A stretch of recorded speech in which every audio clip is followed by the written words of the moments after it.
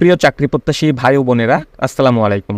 বাংলাদেশের সুনামধন্য বেসরকারি উন্নয়ন সংস্থা আম্বালা ফাউন্ডেশন সাম্প্রতিক নতুন একটি সার্কুলার প্রকাশ করেছে।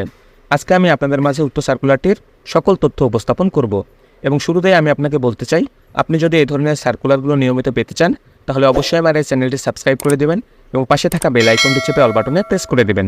তো চলুন কথা না বাড়িয়ে পুরো সার্কুলারটি দেখে নেওয়া যাক।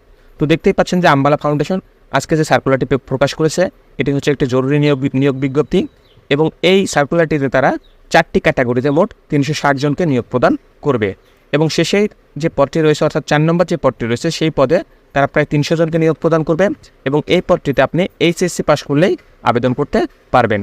তো আমি 1 নম্বর পদটি আপনাদের মাঝে 1 নম্বর পদ থেকে শুরু করি।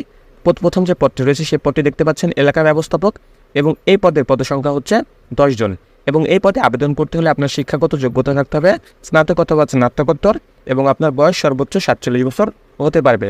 শিক্ষানবিশকালে আপনার বেতন হবে 46 টাকা এবং চাকরিটি স্থায়ীকরণের পর আপনার বেতন হবে 53,440 টাকা। এছাড়া মোটরসাইকেল বিল ও ফুয়েল বিল আপনাকে প্রদান করবে। এই পদে আবেদন করতে হলে আপনাকে ক্ষুদ্রঋণ কার্যক্রম পরিচালনাকারী সংস্থায় এলাকা ব্যবস্থাপক হিসাবে কমপক্ষে 1 বছরের এবং মাইক্রোফিন্যান্স কার্যক্রমে সর্বমোট 6 বছরের অভিজ্ঞতা থাকতে হবে। বর্তমানে এলাকা ব্যবস্থাপক হিসেবে কর্মরত নন এমন প্রার্থীদের পরীক্ষায় অংশগ্রহণ করার কোনো প্রয়োজন নেই। দ্বিতীয় যে পদটি রয়েছে সেই পদটির নাম হচ্ছে অফিসার অডিট এবং এই পদে আবেদন করতে হলে আপনার শিক্ষাগত যোগ্যতা থাকতে হবে বাণিজ্য বিভাগ থেকে স্নাতক অথবা স্নাতকোত্তর। অ্যাকাউন্টিং অথবা ফাইন্যান্স যাদের সাবজেক্ট রয়েছে তাদের কিন্তু এখানে অগ্রাধিকার দেওয়া হবে। আপনার বয়স সর্বোচ্চ 40 বছর হতে পারবে। আপনার কর্মস্থল হবে প্রধান কার্যালয় ঢাকা।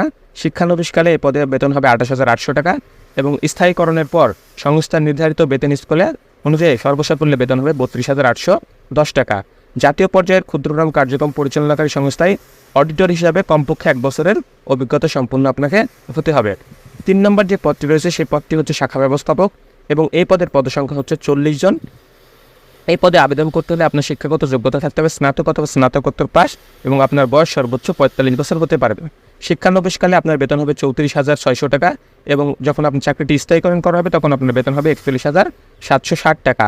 এছাড়াও প্রতি মাসে মোটরসাইকেল বিল ও ফুয়েল বিল আপনাকে তারা প্রদান করবে। ক্ষুদ্রঋণ কার্যক্রম পরিচালনাকারী সংস্থার শাখা ব্যবস্থাপক হিসাবে কমপক্ষে 1 বছরের অভিজ্ঞতা থাকা লাগবে। এছাড়া মাইক্রোফিন্যান্স কার্যক্রমে সর্বমোট 5 বছরের অভিজ্ঞতা আপনার থাকতে হবে। বর্তমানে শাখা ব্যবস্থাপক হিসেবে কর্মরত নন এমন প্রার্থীদের পরীক্ষায় অংশগ্রহণ করার কোনো প্রয়োজন নেই।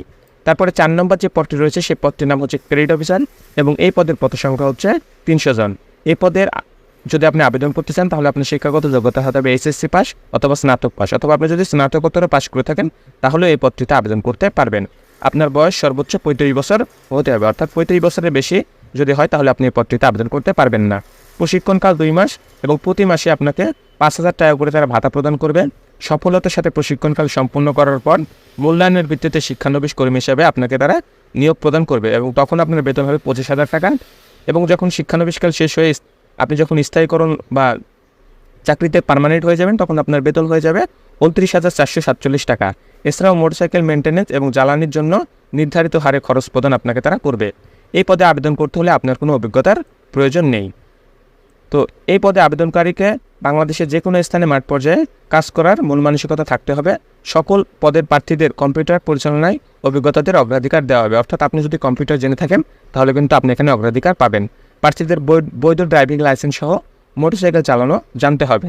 সকল পদে শিক্ষানবিশকাল 6 মাস, বছরে 3টি উৎসব বোনাস, প্রভিডেন্ট ফান্ড, 3টি গ্র্যাচুইটি, কর্মী কল্যাণ ফান্ড, বাৎসরিক ইনক্রিমেন্ট, এলপিআর, সাপ্তাহিক 2 দিন ছুটি, অর্জিত ছুটি এবং নির্দিষ্ট মেয়াদ পূর্তিতে চাকরিকাল শেষে পেনশন সুবিধা প্রদান করা হবে।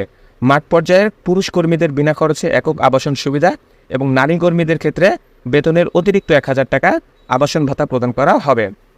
আগ্রহী প্রার্থীদের নির্বাহী পরিচালক বরাবর আবেদনপত্র, জীবন বৃত্তান্ত, সংশ্লিষ্ট শিক্ষাগত যোগ্যতার মার্কশিট ও সার্টিফিকেটের কপি ও অভিজ্ঞতা সনদপত্র, বর্তমান পদে কর্মরত যে কোনো প্রমাণপত্রের কপি, জাতীয় পরিচয়পত্রের কপি বাধ্যতামূলক এবং 1 কপি পাসপোর্ট সাইজের সদ্য তোলা ছবি সহ সরাসরি উপস্থিত হয়ে রেজিস্ট্রেশন সম্পন্ন করে নিম্নোক্ত তালিকা অনুযায়ী নির্বাচনী পরীক্ষায় অংশগ্রহণ করার জন্য বলা হলো। অর্থাৎ আপনাকে এখানে আগে থেকে আবেদন করতে হবে না, আপনি সরাসরি তাদের যে ঠিকানা রয়েছে সেই ঠিকানায় উপস্থিত হবেন এবং রেজিস্ট্রেশন করে আপনি সাথে সাথে পরীক্ষায় অংশগ্রহণ করতে পারবেন। 1, 2, 3 ও 4 নং পদে অর্থাৎ এখানে 4টি পদ রয়েছে সেই 4টি পদের পরীক্ষা হবে 24শে মে 2024 সকাল 8টা থেকে 10টা মধ্যে আপনি এখানে উপস্থিত হবেন, কারণ এই সময় তারা পরীক্ষাটি নেবে। সরাসরি সরকারি এখানে যে ঠিকানাটা দিয়েছে সেই ঠিকানাটা হচ্ছে সরকারি জামিলা আইনুল আনন্দ উচ্চ বিদ্যালয়, Khilji road, block B, Shyamoli, Mohammadpur, Dhaka 1207, Asha টাওয়ারের পিছনে মাঠের দক্ষিণ পাশে। আমি আবারও ঠিকানাটা বলছি, সরকারি জামিলা আইনুল আনন্দ উচ্চ বিদ্যালয়, Khilji road, block B, Shyamoli, Mohammadpur, Dhaka 1207, Asha টাওয়ারের পিছনে মাঠের দক্ষিণ পাশে। এখানে তারা বেশ কিছু তারা শর্তাবলী দিয়েছে। সাক্ষাৎকারের সময় সকল সনদপত্রের মূল কপি আপনাকে দেখাতে হবে, তবে অবশ্যই সেটি আপনাকে তারা ফেরত দিয়ে দেবে। চাকরিতে যোগদানের সময় সংস্থার নিয়ম অনুযায়ী এলাকা ব্যবস্থাপক, অফিস অডিট এবং শাখা ব্যবস্থাপক পদে প্রার্থীদের 25,000 টাকা তারা জামানত নেবে এবং ক্রেডিট অফিসারের জন্য 20,000 টাকা তারা জামানত নেবে, এবং এটি আপনি চাকরি শেষে আপনাকে লাভ্যাংশ সহ তারা সেটা ফেরত দেবে। সকল পদের জন্য পরীক্ষায় রেজিস্ট্রেশন ফি বাবদ আপনাকে 200 টাকা এটা অফারের যোগ্য জমা দিয়ে রেজিস্ট্রেশন করে নির্বাচনী পরীক্ষায় অংশগ্রহণ করতে হবে। তো এই সার্কুলারটির বিস্তারিত তথ্য জানতে আপনি www.ambalfoundation.org এই ওয়েবসাইটে আপনি গিয়ে দেখতে পারেন। এছাড়া আমি আমার ডিসক্রিপশন বক্সে এই সার্কুলারটি লিঙ্ক দিয়ে দেবো, আপনারা চাইলে সেখান থেকেও এই সার্কুলারটি দেখে নিতে পারেন। আপনাদের সবার জন্য শুভকামনা রইল। আজকের এই ভিডিওটি এ পর্যন্তই। আল্লাহ হাফেজ।